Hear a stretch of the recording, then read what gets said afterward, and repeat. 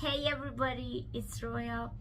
Today I went with a red underlying underpainting, if you can call it that, because it's by no means a classical definition of an underpainting.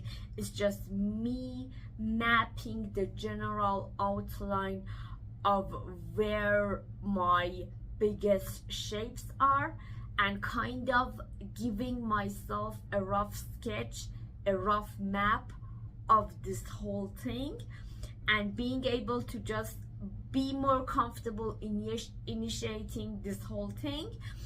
And I did that red undertone one time before, which I can put a link to it, and I do think I'm gonna do it a whole bunch, a lot, and see where it goes. It seems to have some potential.